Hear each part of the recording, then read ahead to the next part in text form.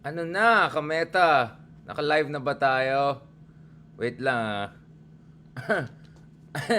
Wait lang ah. Inaano ko tong walang yung mga bagong app na ginagamit natin dito at check natin guys please ano niya ako blah blah blah.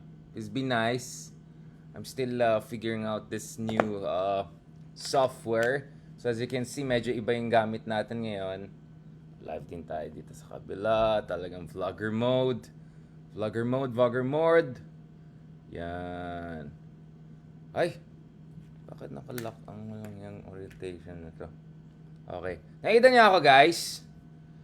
Ayan. Medyo mag-ano tayo ngayon. New version tayong style. Gumagamit tayo ng mga new charma natin dito. Ayan, nakita niyo ako? Kamusta naman kayo dyan, mga kameta? Eto na, gumagamit na tayo ng mga new style, new approach. Wala talaga, vlogger talaga eh. Wala na. Ito na talaga. Over na. At tagal ko ng talagang sariling sikap yan, mga kameta. Kamusta na kayo dyan? Saan yung mga comments natin dyan? Wait lang. Tignan ko anong pwede kong mangyari dito. Okay wait lang.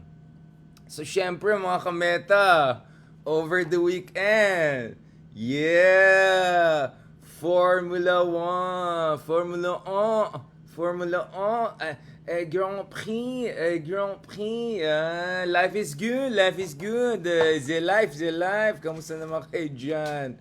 Sorry, hindi ko magaya yung yung greeting in Mandarin naman ni Grabe naman yung mga spoof na ginawa. Basta ako, dito na lang ako sa Grand Prix Formula 1, guys. Kamusta kayo dyan? Yan. Formula 1. Siyempre, napagod, diba? Napagod. That was a very intense 100 days. Wala pang 100 days, diba? Kailangan na ng refreshment. Pa-frosh. Ayan. Wait lang bago lang ako dito sa natin. So, syempre ngayon masaya tayo kasi kaya natin gawin ng multiple simultaneous na mga live natin sa mga followers natin, mga kameta natin from YouTube. Yun, kameta natin sa Facebook Meta. Ayan, baka mamaya pwede na tayo mag-Twitter Space para maka-Grand Prix din tayo VIP in the future, guys. Baka naman. Kailangan din natin ng Grand Prix Singapore. Ayan, pa-upload natin yan. Ayan, okay naman dyan. Okay, wait lang set up ko to Ilabas natin mga Grand Prix natin. Nasaan na? Talaga yung mga walang yung vlogger, itabi natin dito para malagay natin dito. Ganun palang buhay vlogger. Pasensyahan nyo na ako Ano lang, bago lang tayo. Lagay natin ng bagong browser. Yan. Tapos, ano yan? Paano to? Siya, ang hirap naman ito. Paano ko ulit ginawa yan? Wait lang ilabas natin yan.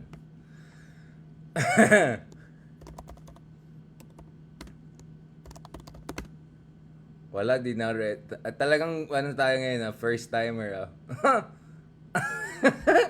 Can't believe I'm doing this. Okay, wala pa naman statement, di ba? Galing dun sa weekend di ba?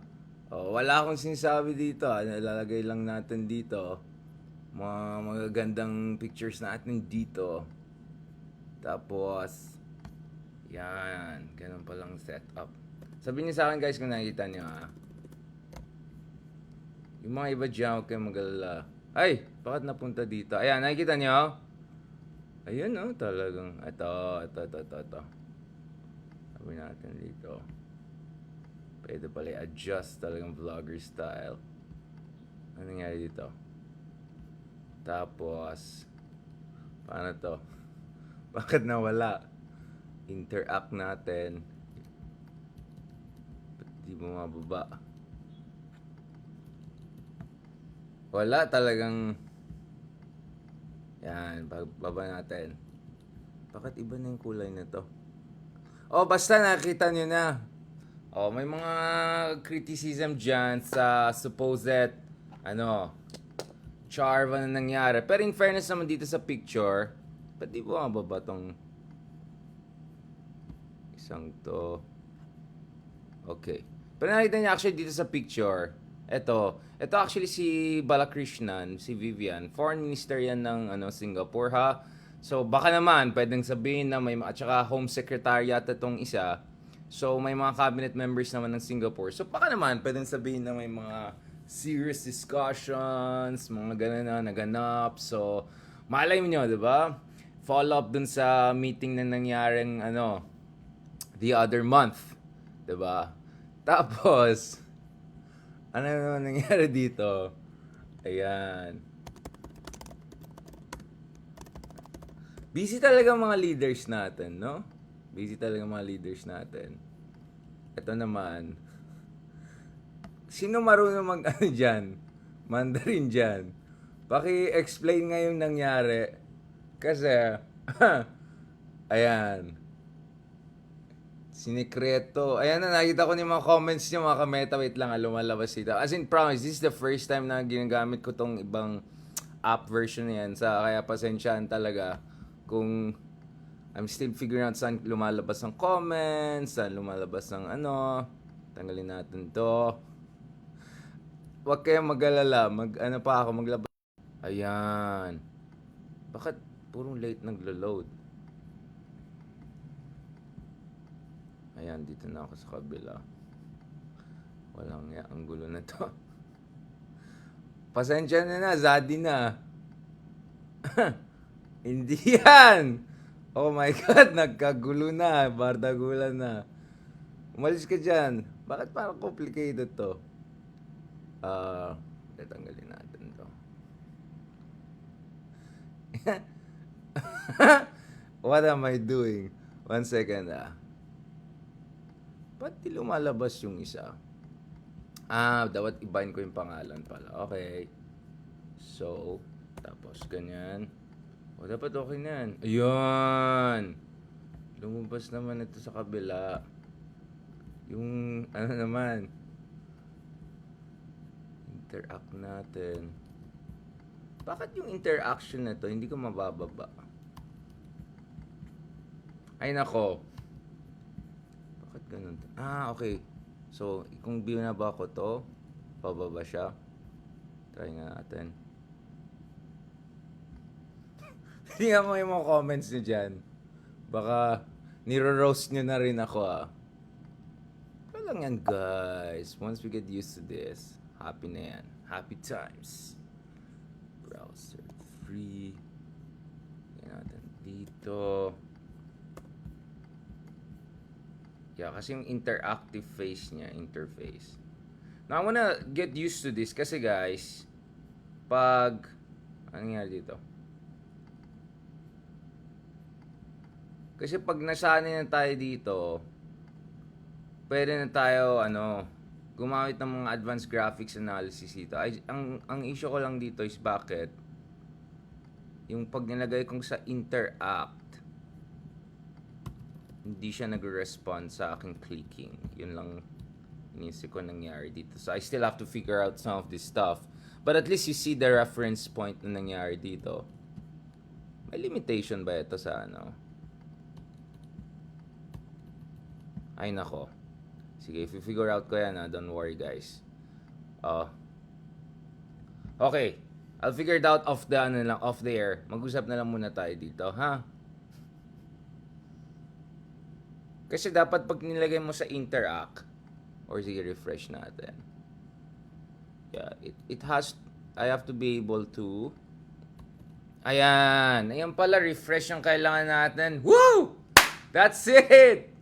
Zadi's happy. Ayan, nakikita niyo na guys. Yan, so that means, na-figure out na natin. Yun, talagang, ayan. Kasi sa refresh dapat ang pinapress ko. So, eto, ayan yung mga comments, ganyan. Mamaya na tayo. Wait lang. The tech part suddenly got me off my medyo naging off-kilter tayo dahil dito sa tech natin. But at least I'm happy na figure out na. So I think we're almost there, guys. We're almost there. So at least na-figure out ko na how we can do our FB lives, guys, in ways where I can project the news, go straight to it, zoom it for you guys so that we know what we're talking about. Alright? So siguro the next thing I have to figure out naman, guys, is yung interactiveness, ways whereby actually pwede kayo tumawag sa akin or mag-video, etc. Of course, one backup option we have, guys, is pwede tayo mag-zoom also, although I think StreamYard is the best one. So, I can give you the link and then tawag kayo. Kung nangloloko kayo, ganyan, ang gagawin ko dyan, paalisin ko kayo. Mamablock ko kayo. Alright? Ayan na. Ayan na. Meta presentation. O yung mga YouTube natin, nasan yung mga comments ni dyan? Magpakitang gilas naman kayo dyan. Ayan. Ayan. Ayan. Nakita Prime Minister ng Singapore, Kinombida, Ayan, welcome to live. Ayan na, okay. So, inaano ko lang yung parehas, guys, yung setup lang natin dito para talaga may all out tayo. O, di ba? May visuals na tayo, guys. Ayan, ibalik muna natin, mamaya na tayo Mamaya na tayo dito. Lagay natin. Okay to para masaya to. Ayan. So, ngayon, at least, guys, alam na, na-interact na natin dito. So, nakikita nyo dito yung mga comments, discussions, suggestions, etc. Doon sa mga ibang platforms na don't worry, ma-upload naman natin lahat na nandito para makita nyo naman yung ginagawa natin, mga detailed analysis. At least you can see me, my interaction, etc. Yan. Okay, at least okay na tayo dito, guys. So, mamaya ko na balikan ito. Kasi yung mga, basta kung alam nyo yung Chinese, alam nyo, tonal yan. Tsaka mali lang yung ganyan yan. Iba yung ibig sabihin yan. So, you have to be really, really, careful if you're gonna do Mandarin. Dapat may training talaga kayo kahit dun sa pronunciation, di ba? Ito yung sa 73rd anniversary, founding anniversary People's Republic of China. Okay, so, ibang klase ng Philippines, next level. In Chinese na tayo, nag-greeting ngayon sa kanila. Although sana, medyo may, talaga, yung mga, alam nyo na, kumaga parang sa French din, pag hindi mo tama yung pronunciation mo, hindi na maintindihan yung sinasabi mo, di ba? But this applies to almost any language, especially mga language na medyo tonal. Of course, Vietnamese, Thai, mas mahirap pa yung mga yan. Ayan, okay So at least I'm figuring this out. So mukhang okay na tayo, thank God. Hopefully in the future makapag, tayo, live from Grand Prix, Singapore, mga ganon. Okay. Since na-figure out ko na to, ano kayang pag-usapan natin? Parang ginamit ko lang tong method na to pang Ginamit ko lang to pang testing lang. Ngayon, medyo na-gets na natin ang tanong, ano bang pag-usapan natin? Alam mo sa dami kong gustong pag-usapan, hindi ko na alam saan tayo magsimula. Katulad na nakita nyo kanina, guys, may pinost din naman tayo dyan. Grabe naman yung mga comments nyo. Grabe naman yan. Ayan. So, bakit ganon? Wait lang May mga iba pa tayong kailangan i-figure out. I get what's going on. May downside pala ito. I see what's going on.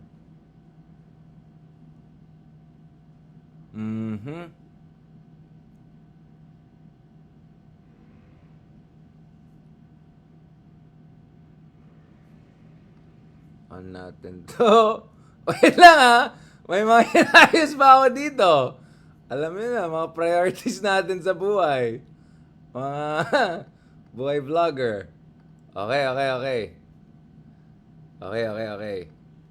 Okay, mamaya, alisin muna natin to. Palagyan natin yung Singapore. Pero honestly, nung first time ko nakita yung Singapore na yan, akala ko lang yan, chismis lang yan. Ito, balikan natin tong Singapore na ito, Tanggalin muna natin to. Please guys, be patient. Kasi once ma-figure out na natin to, actually almost okay na tayo. we can have even more interactive metas dito para talagang useful sa inyo. May makita naman, may makuha naman kayo sa buhay, di ba? Browser 1. Yan.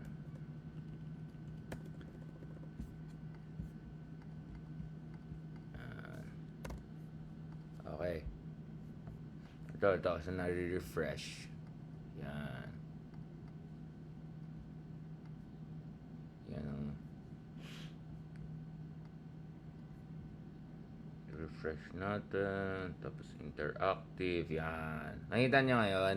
Ayan. So, in fairness naman dito, andun, yung mga officials nandito, ito si Balakrishnan. Ito yung foreign secretary nila. At saka, ay, alam ko nangyari dito. Kailangan yata ng subscription yata tong Inquirer or something Kaya siguro binablock ako dito. 1 second. Hindi ko pala kasalanan yan. Wait lang Ayan.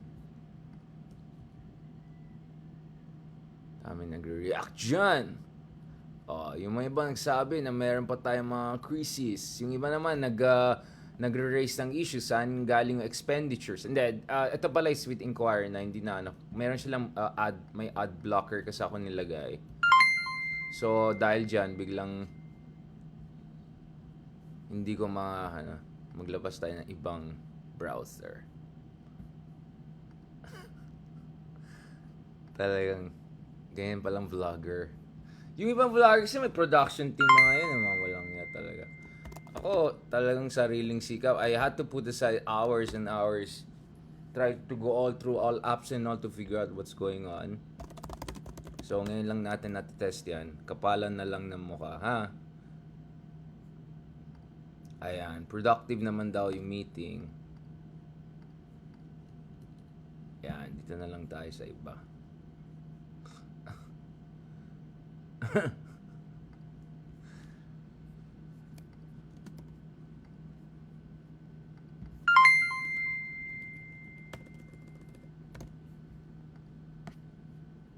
Ayan, hopefully this one walang issue. Ayan. Sige. Post natin dito. Interactive. Gaganon na naman to Bakit naggaganon siya? Hindi ko na kasalanan yun. Hindi ko alam nangyari dito. Ba't naggaganon siya? The ad comes up Ay nako. Mukhang dapat foreign ang ginagamit natin para hindi magkakaganyan. Pag ni-refresh ko, nagaganon siya. Tapos pag i-enter ako, ayan, dapat okay na siya, di ba? Ayan. Hindi ko na alam nangyari dyan. Baka it's with the website. It's not with me. The dark siyang ganyan. Bakit kaya?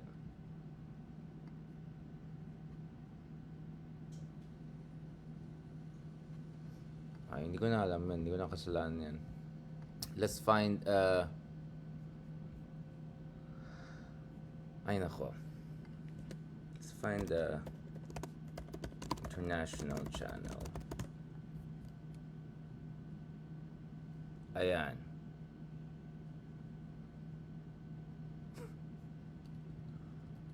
Ano nangyari dito? Bakit kaya nagda-dark siya ng ganyan? Lumalabas lang yung commercial.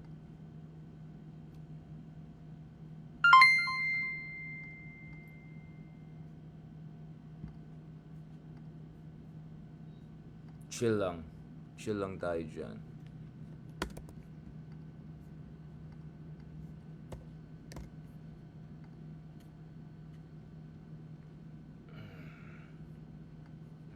Umayos ka.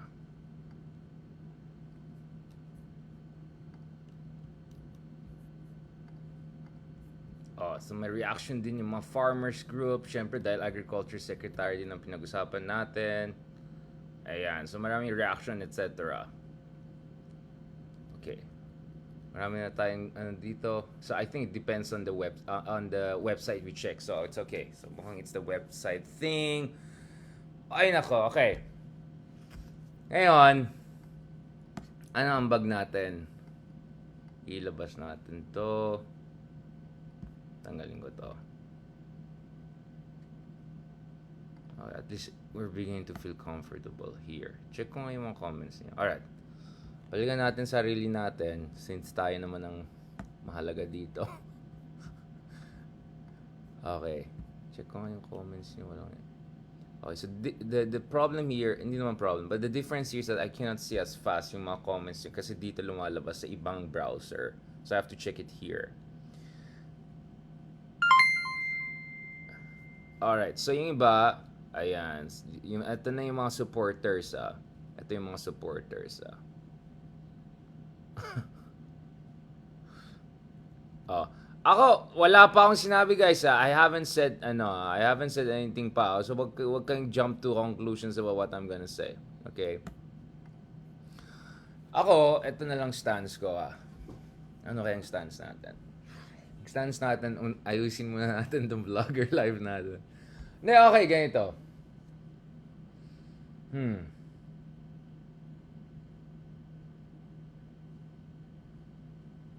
Paano ko i-approach to? Okay. Well, some people say old habits die hard. Okay. At the same time, some people say, ito na, I'm going na to my stance na. Okay. So some people say old habits die hard. And then some people say, the office transforms the person. Right? Ako, ang take ko talaga dito, guys, dito is, pagdating dito sa bagong presidente natin, we're seeing both We're seeing both. We're seeing, at the same time, some of the predilections of the president from the non-president days are there. So, kind of the whole atmospherics of Bonhami, right? Andon. Alam niyo na ibig sabihin yan, di ba? At the same time naman, in fairness, you can also see with this president, he's also quite active, at least in terms of doing the big grand things, right? So whether this is meeting global leaders, going all the way to New York, meeting top investors, meeting President Biden, meeting even former Prime Minister Tony Blair, meeting Prime Minister Kishida. At the same time, of course, in fairness naman to President Marcos Jr., again, I know I'm going to be criticized for saying all of this by both sides, but in fairness naman, nung nagkaroon ng mga dalawang crisis so far, no, natural calamities so far, the president naman was present, no, whether it's making sure coordinating with different agencies, and then coordinating with DSW Secretary Erwin Tulfo, and also conducting press conferences. Yung latest naman sa Typhoon Carding, nakita natin si Pangulong Marcos was in a helicopter, etc. We saw once he's back from Singapore naman, immediately may event siya for the yung inauguration of yung mga stations for underground metro with Japan. So, it's not like the president is just having fun and partying. In fairness naman to the guy, we see he brought a certain degree of dignity to office. He brought a certain degree of activeness. Initially, the president even tried to do his own press conferences since he doesn't want to get a spokesman. And then may issue ngayon na baka may bago na tayong press secretary soon. A name already has been dropped. A certain male lawyer with corporate background.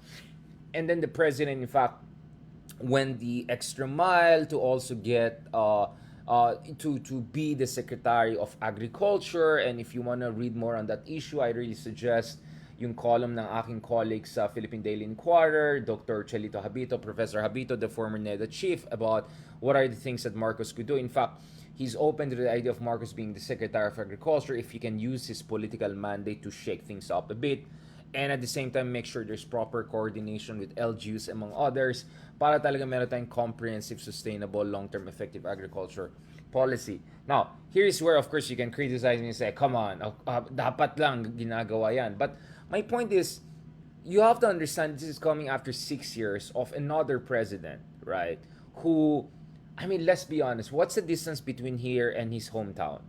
Chinek ko kanina sa Google, it's more than 1,400 kilometers, right? And hindi natin alam, nasa Malacanang ba, umiiba sa hometown niya. Yeah, one former columnist on Philippine Daily Inquirer termed him as an absentee landlord.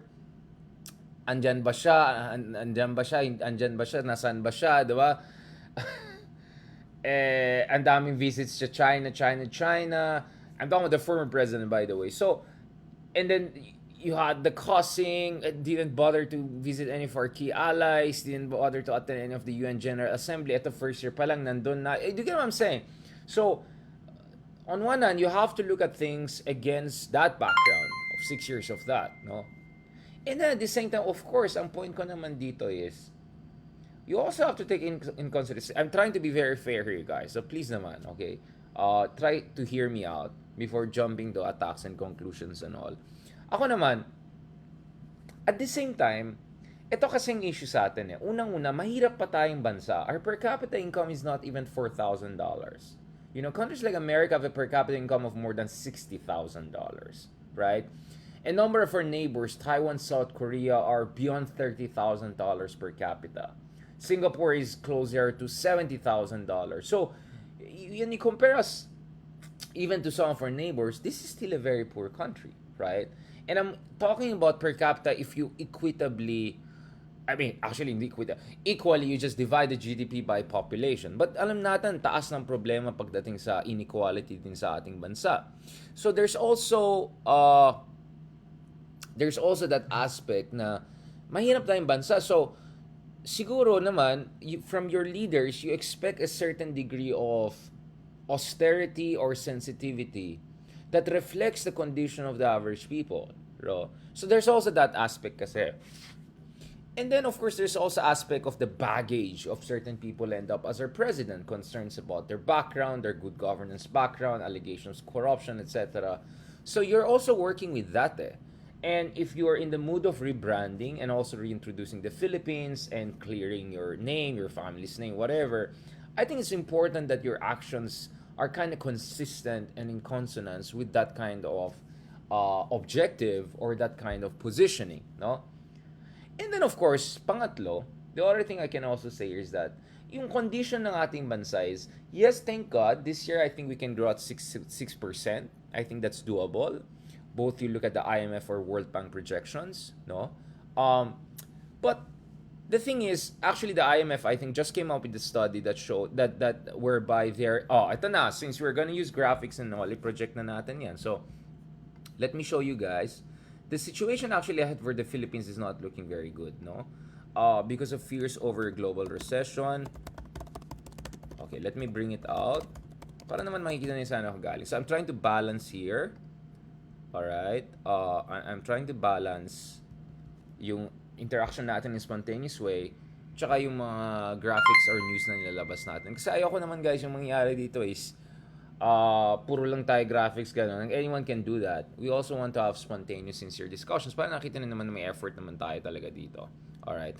And that things I say here, I've been thinking about them for a very, very long time. No? So, hindi ito out of nowhere lang. And of course, if there are news, I'm incorporating those news into reflections I've had for quite some time. No? Okay. So, if you look at it, for instance, guys, it's true that for this year, no? It's true that for this year, guys, things are looking okay for the Philippines, no?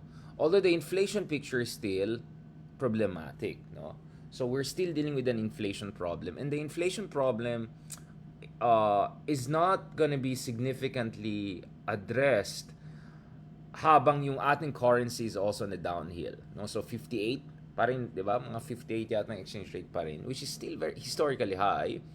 And Joy Salceda, some other people will suggest na it could go as high as 65, 67, 68. I don't know. If the US goes with another jumbo interest rate hike. No? So let's put interactive a bit.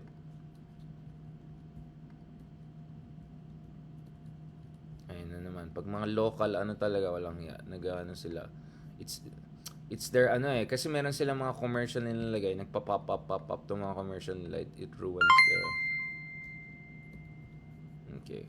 Wala, I have to. So if you look at the IMF, kainis naman to. So, daming mga advertisement nilalagay sa websites. Kung ano nagpa-pop up dito. I hope this one will show it better. Okay.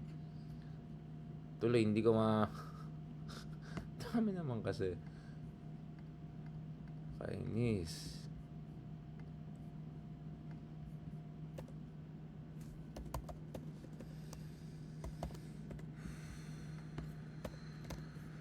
Okay, at least. Ito So, International Monetary Fund, see? Binaba niya yung projections for the Philippines. So, as you can see, daming commercial naman. The International Monetary Fund has lowered its economic forecast for the Philippines dahil sa unfavorable global economic conditions. Kasi papunta na sa recession ng Amerika sa kakataas ng interest rate, bumabaksak na ang domestic employment generation and growth. So ayon kay Cheng Hun Lim, ang IMF mission head dito sa Pilipinas, yung gross domestic product natin seems to grow by 6.5%. Is expected to grow by 6.5% this year. So medyo okay tayo this year, guys. The World Bank also has a very similar estimate. But this is still lower than 6.7% forecast they had just in July. So mukhang hindi natin maabutan yung 7 to 8% target nila ng ating gobyerno. But the worry is actually next year, guys. The projections have been revised downward, and that's mainly the global economy. So the IMF has had successive downgrades of global growth, including China and the US. And the Philippines is not isolated from the rest of the world, no? And that's the main reason down our growth projection been reduced this year, but actually next year, guys, it could actually look worse. So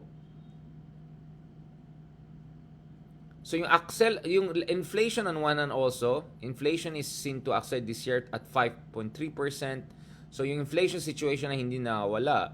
At base dun sa mga numbers na kita natin sa IMF, the Philippines could be growing as low as mga 5% lang siguro next year. Now, 5% looks good compared to US and some of these rich countries. But guys, for a country as poor as the Philippines and with so much growth potential, 5% is really, really low. We have to be growing, guys, at around 9, 10, 11, 12%. Just to put things into context, no, look at how Vietnam is doing right now.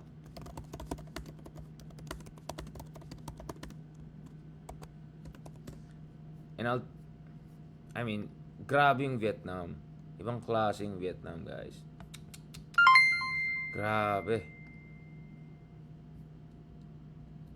So, let me put the Vietnam one para just see what's going on. So, kunwari, proud na proud tayo sa 6% natin, mga ganyan-ganyan, ha? Sige, tingnan natin yung Vietnam para lang may idea kaya what we're talking about here, guys. And I'll tell you why Vietnam is in a better position, even next year, potentially. Despite the fact that everyone is going to be negatively affected by a potential huge recession in the West and also slowdown in China. For the first time in a long time, China is growing slower than the Philippines and many neighboring countries, no? So, ito, ayan na naman tayo dun sa mga local news natin kainin.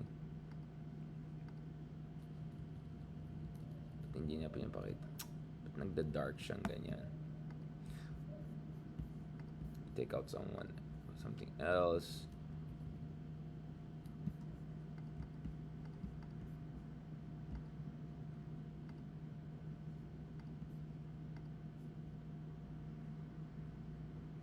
Indonesia rin. Wait lang. I'll discuss Indonesia shortly too. Let me talk about Vietnam muna just to put things into context. Kasi Vietnam is showing us where to go on things Kasi the strength of Vietnam, my goodness, I have actually some crazy numbers out there. Bakit to nagda-darken?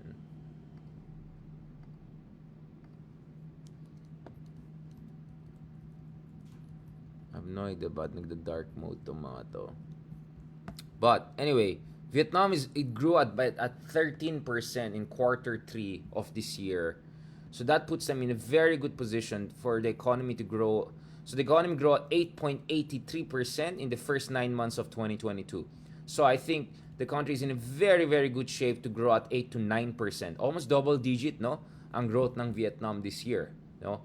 And one big factor, if I can pull out this graph for you guys to just show what's happening with Vietnam over the past few years. It's crazy. It's just crazy. Ayan na. Okay, mag-alala. Magiging sulit to.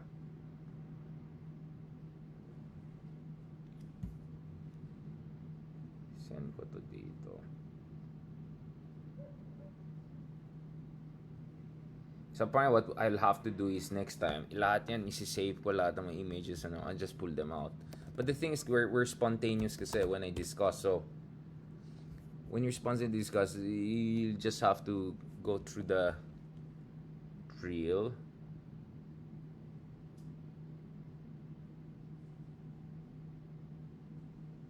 Para tayong nasa classroom tuloy, ah. yung may tech issues yung PowerPoint nung ano niya. Oh my God, who am I sending this graph to? Sino to? Let me pull out this graph para makita niyo yung sinasabi natin dito, ah. This is what I like about the ability to have these graphics and all, kasi we'll be able to project some of this data more detail. Ayan, okay. Let me get this out.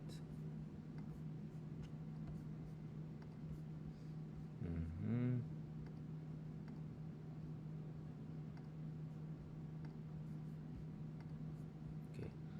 Image. Okay. And then browse.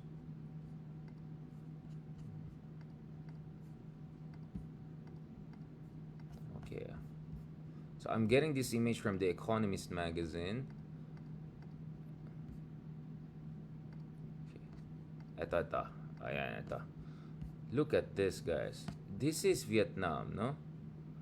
Oh la la. Look at just the boom in their exports over the past few years. I mean, my goodness. Don't worry sa mga YouTube friends. Ito yan, ah. Popostin natin yan. So this is the massive explosion dun sa numbers ng Vietnam's exports, no? This is insane. So in 1995, they barely had 1 billion of exports of anything for that matter. So their agricultural exports, alam na natin yan, sanay na sanay tayo dyan. We know Vietnam very well for the rice exports. More than 80% of our rice imports actually comes from Vietnam, based on some of the numbers we saw. We're also familiar with Vietnamese textiles. So sometimes some of the shirt we buy, including mga branded shirts, etc., makikita mo na hindi na siya made in China. It tends to be made in Cambodia or actually made in Vietnam for some of the more high-end products, including mga rubber shoes and all you buy. If you buy even the pricier rubber shoes, Adidas, Nike, you'll see it's Vietnam na nakasulat doon. But what is really amazing with Vietnam is the increase in their electronics products exports, no? Which was really negligible until 2010, right? It's really only over the past 10 years. So these numbers are actually 2020. So if you push the numbers to 2022, the numbers go actually here. They breached the $300 billion, right? And it's really this export machine that is helping Vietnam to keep on growing even in the worst of times. So just to give you an idea, actually Vietnam was able to post economic growth even in 2020, right? It's just insane. So just when the Philippines economy contracted by almost double digit, the Vietnamese economy was still growing because even during pandemic, people want to buy products. People need products. So during the pandemic, they were taking advantage of this sudden increase in merchandise imports, just as services like tourism, etc., were all collapsing because everyone's staying at home and not traveling, right? So Vietnam was one among very few countries that actually posted economic growth, right, in 2016, which is just insane. I mean, that just puts things into perspective. What's going on with us in the Philippines? I mean, the numbers in the Philippines are crazy. So whatever growth we talk about, actually bumabawi pa lang tayo, right? All right, so let me pull this out.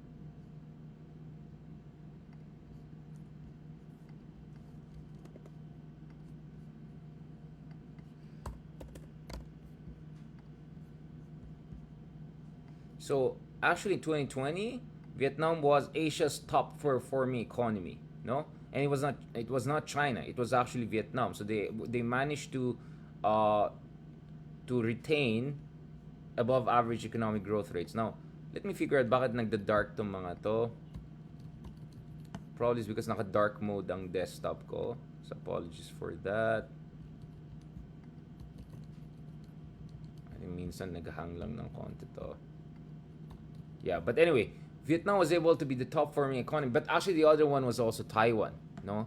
So if you look at it, the Philippines, so I'll put the Philippines GDP.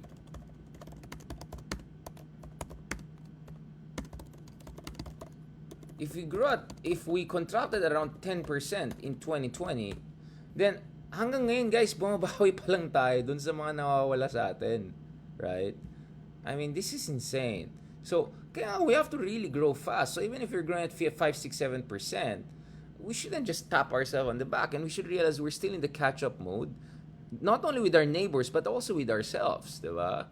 So, yun yung problema natin na minsan, masyado tayong complacent, or we look at their most recent numbers, but we miss the bigger context, di ba? So if you look at it, this is, sorry, wrong.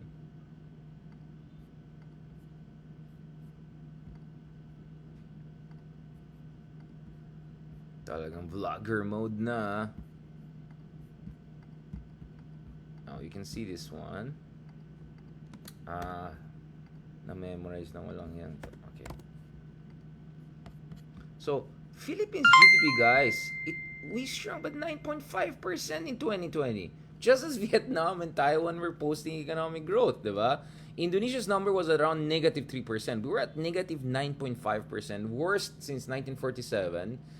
And worse in the region by far. The only one na nakatalo sa atin is India. Now everyone's saying, oh, India is growing so fast, but don't forget the Indians also had a very big economic contraction in 2020. So pag bumaksak ka ng ganyan, yung growth natin ngayon, pawi mode lang yan eh. So there's no reason, guys, for us to be complacent, overly complacent or anything like that. So let me just go through this. Meron may lag lang kasi konti tong app na to, I don't know why. Pagdating sa right. Daming ek. So guys, these are the numbers we're looking at, guys. 9.5% contraction natin in 2020. So even if we're going at 6% or so, we are not still fully recovered, guys. Habang yung neighbors natin ay yumayaman at yumayaman even during the pandemic period. Tayo, bawi mode lang tayo sa sarili natin. Good luck na lang humabol sa kanila. So you have to have this kind of longitudinal view in order for you to understand ano yung situation in the Philippines. Kaya nga sabi ko, there's no room for complacency. Kaya nga kailangan ng sensitivity. Now, I understand our leaders, our presidents, whoever, they need to rest, they need to chill. I get it. Fine. Lahat naman tayo tao. And if God forbid, they're not feeling well, of course, dapat may sick leave, even in president, etc. But we have to also understand, leadership is a 24/7 work. It's a 24/7 work. So that means all days of the week, right? Not only Monday to Friday, no? Kaya, I think that is the context within which you have to understand the disappointment of other people. Nonetheless, as I said, I want to be also fair because there has been huge improvement on so many fronts compared to at least what we had in the prior 6 years. And to be even fair to the previous president, I also understand that he tried to make some shake-ups compared naman dun sa mga dating presidente when it comes to infrastructure development, Bangsamoro, etc. But that's what I'm saying. When we judge our leaders, we have to judge them in comparison to our previous leaders in as much as we want to judge them in comparison to good leaders all around the world. Now, there's so much more I want to say, guys. But let me just konting apology lang na we're in kind of a test mode ngayon na check lang natin yung mga graphics, etc. Hopefully, we can figure out this out even better. Yun lang. For instance, one of the things I'm wondering is bakit nagda-darken mode yung some of the websites I post, so I have to check out with my browser, browser issues. But at least I think the good thing is we can bring out the graphics and all so that I can show you guys some of the analysis and data we have. So that matino talagang parang talagang lecture mode, 'di ba? Ang dating natin dito, 'di ba? So that's one thing I really appreciate with this kind of approach. Now, maybe sometimes we don't go like that, sometimes we just go chill, right? So So you see, diba? Yung hawang Philippines and all has having that kind of shrink. Yung Vietnam po tuloy-tuloy ang increase nila. So even in 2020 during the economic crisis, you can see that Vietnam was having this kind of rapid and steady economic growth, no? And this growth is driven by exports of both agriculture as well as electronic products. So it's both high end and medium and low end, right? So it cuts across all the spectrum of production. And as countries try to pull out of China, right, more and more investments is now moving also to Vietnam. No, now I'm not even talking about Indonesia, because Indonesia is a very big country, similar to us. They have a lot of problems. They're also a besieged democracy, etc. But even when they're not doing well, it's never as bad as the Philippines. So put things into context. Indonesia economy in 2020, just to compare to the Philippines, they also had a contraction. They didn't do as well as Vietnam because they're also not as export oriented, right?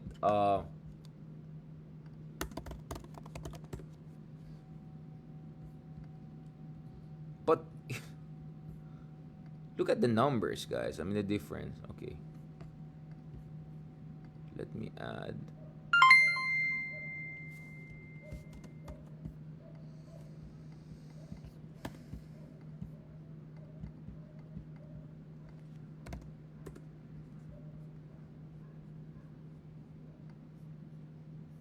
Nasaan na? Nasaan ka na?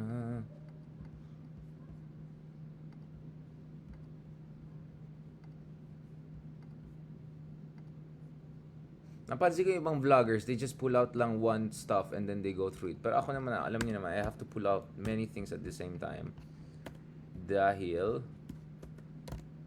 we want to make the discussion very interactive and multi-layered. Oh, hindi ko alam ba't dilo. Ayan. So nagda-darken din siya. But just to put things into context, so let me remove this one for a moment. Sorry about that. Yeah, so nagda-darken yung ano ko. Anyway, sorry about that. So if you look at it, ang contraction ng Indonesia in 2020 was only 2%. So their GDP contraction was 2%, while in the Philippines, the GDP contraction was 9.5%. That's a huge, huge difference, guys, in terms of performance. So, yung mga argument, hindi naman tayo katulad ng Europe, US, ganun. Okay, sige, compare natin sa mga kapitbahay natin. So Vietnam grows, Indonesia contracts by 2%, Philippines contracts by 9.5%. And then you tell me, best president, ganyan. Ayan ta. So, sana naman yun nga yung problema, hindi tayo data-driven eh. Emotional lang tayo magsalita. We're not looking at the data and all. Now, obviously, there are some differences with the Philippines compared to the other countries. But come on, guys. That cannot explain such a huge difference in terms of performance. Something is going on here. Okay, actually, we can do something else. Do this. And then I'll browse this up so you can just see the comparison yourself.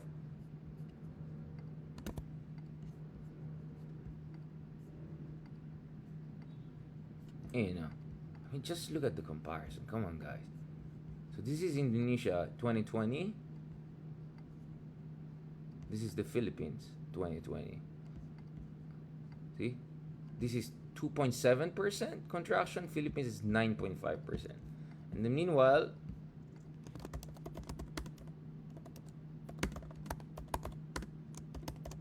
so why does this matter? Because I'll tell you very shortly, and this goes back to our discussion a while ago, right?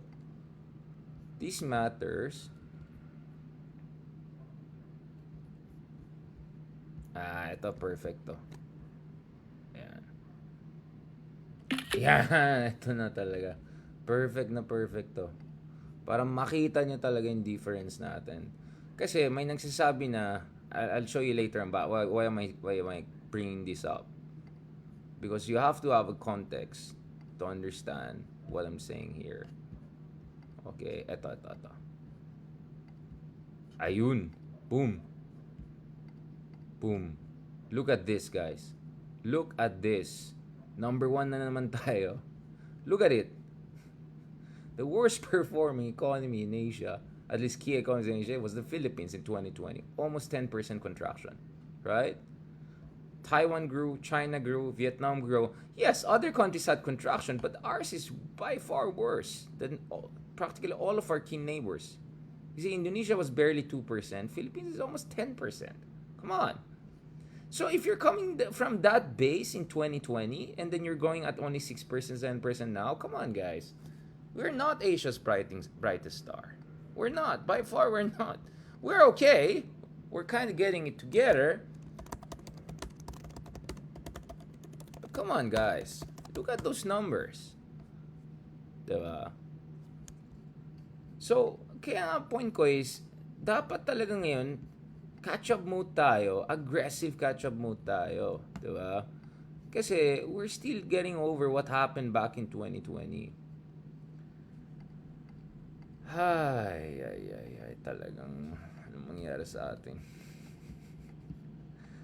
Wala eh. Hanggang vlog na lang tayo, hanggang ano, wala naman. Hindi naman natin dinadaanan ito guys sa data, sa katotohanan. Puro na lang dolomite. O, ito. O, ito yung sinabi Pakita natin yan. O, sige lang. Paano tayo maging anxious? Ito kasi, ang reference ko dito sa sinasabi natin guys. Ito. Sinasabi na Asia's fastest rising star tayo. Guys, hindi pa nga tayo buwelo ng todo di ba? Tignan nyo naman yung dinadaanan natin, guys. Ito, worst. Hindi na wala Asia. Dito yung mga kapitbahay natin. If you're gonna make quadrants here, we're total. So ngayon, India is growing at 7%, whatever. But come on, India is coming also from a very low base. So obviously, when you contract this far, you should grow fast. And then, you're not even taking consideration Philippines and India's economy. Our GDP per capita is so much lower than all of these countries we're mentioning. Now, even lower than Vietnam. So, of course, you cannot compare Philippines to Korea because they're already a very rich country. So, even if they contract and all, they're still very rich compared to us. So, we have to be growing at 10% all the way other side. 8 to 10% para we have a chance of catching up with some of the countries here. But in contraction natin is even worse. So paano tayo maging Asia's fastest rising star? Kung catch-up mode pa lang tayo from here. This is 2020, guys. This is just 2 years ago. Alright? And last year, we grew what? 6-7%? Come on. We still have to grow to get back. Just get back from what we suffered under best President Tatay. Diba? Ay nako, okay. Bago ako ma-depress ulit. Guys, yan dapat ganun tayo. Data-driven tayo mag-analysis, guys. Diba? Data-driven tayo. Tatanggalin ko itong mga to para we can just focus on the basics. So, when you're in that situation, kahit sinong president, guys, I don't care. Dapat in a catch-up mode tayo ng big time. Wala tayong time for complacency, guys. This is what we're diba? Look, like the worst. Really the worst. So, that's what we're trying to deal with here, guys. Okay? So, please lang, when I'm doing analysis, you have to understand where it's coming from. It's coming from all of this data. It's yung katotohanan. This is what we're trying to do, guys. We're trying to recover from that. So, yun ang punto de vista natin, guys. So, I hope, guys, ganito, let me close on this note.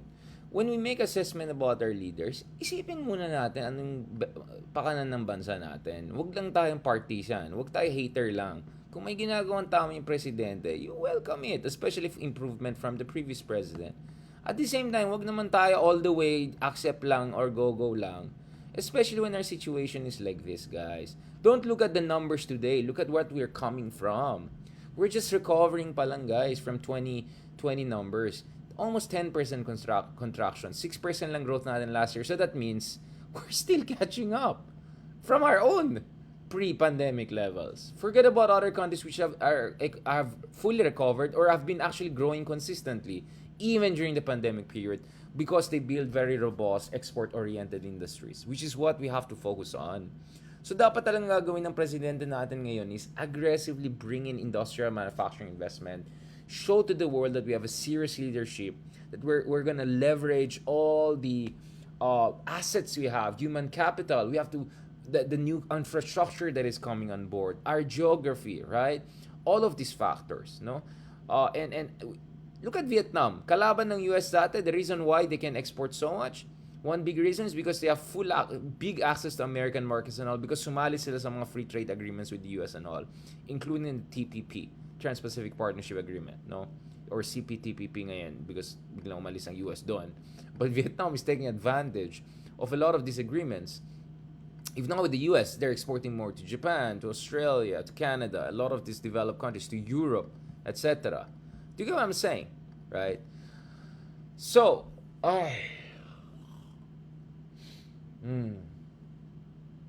sana ganun tayo mag-isip, guys. Ito yung kalagayan ng ating bansa. Ano bang klaseng lideratong kailangan natin para umusad? Hindi lang, kasi yung sa inyo ganito, hindi lang yung partisanship, hindi lang bastusan, hindi lang ganun. That should be the context within which we have these kinds of discussions. Alright, guys? Ay, nako. So this is a different format and also I'm checking your chats, etc. Yeah, sana huwag tayo magpadala sa mga dolomite lang. Yung talagang sustainable, serious analysis, projects that really make the Philippines a better place in 5 to 10 years. Siyempre, overnight, hindi natin maayos lahat. Pero at least naman you lay down the foundations. At hindi naman sana purong foundation lang, pero walang nangyayari. Alright? At sana hindi lang purong confidential fund. Meron din fund na punta sa industrial, agricultural, trade policy, all of those kinds of improvements that we need in our country para we can move forward. Alright? So thank you very much, guys. I just want you guys to see where I'm coming from. When I'm saying these things, hindi lang to pang-asar or whatever. We're really here, guys, in order to raise the level of discussion. Okay? Ayan, ang tagal ng daldal natin. Let me just thank lahat ng mga supporters natin. Thank you kay John Darwin Hasegawa, kay Mitch Tengcha as always, Joko Marie Cordero, kay Vicky Chan, kay Katrina Paladin Frias. Thank you so much sa mga support nyo. Kay Rina Araujo, kay Timothy Colado, kay Glenn Gupio, kay Anthony Co, kay Ariel Guzman Tengren, kay B.Y.S. Nagi. Thank you so much sa lahat ng mga sumusuporta sa atin. I really appreciate it. Ang tagal na pala, naka 1 hour na pala tayo. But at least I'm glad, guys, na we're ending on this note whereby you can see our analysis, figures, data, all of those things there. So hopefully we can do more of this. Of course, there are times gonna be more spontaneous. Nakaupo lang ako dito, salita-salita, gano'n. We'll do that. Siyempre gusto ko yung yung spontaneous, real talk. But at the same time, there are times kasi, gusto ko makita nyo na, yung mga sinasabi natin dito may basihan, may pinag-aralan, may in-effort, may ambag po yung mga discussion natin dito na hindi lang pa-cute or ano lang, di ba? Yun lang. Alright, so on that note, thank you very much sa mga friends natin sa YouTube, sa Facebook, all different platforms watching us. And pasensya na kung today medyo inaayos-ayos ko pa. We're hopefully we'll get more and more comfortable with this para we can do this kind of detailed database, informative analysis more and more in the future. So maraming salamat. Thank you very much. And God bless. Thank you so much sa inyong lahat. I really, really appreciate your thank you talaga sa mga time nyo sa akin. And pasensya na talaga kung medyo hindi naman sabog level. Medyo parang napapakaman. Hindi, kaya yan. Alam mo yung gano'n, parang gitna na kaya yan. Tapos may pawis na konti bumabab. Hindi, kaya yan. Chill lang, kalmado lang. Kaya natin yan. Alright. Thank you very much, guys. God bless. Thank you very much.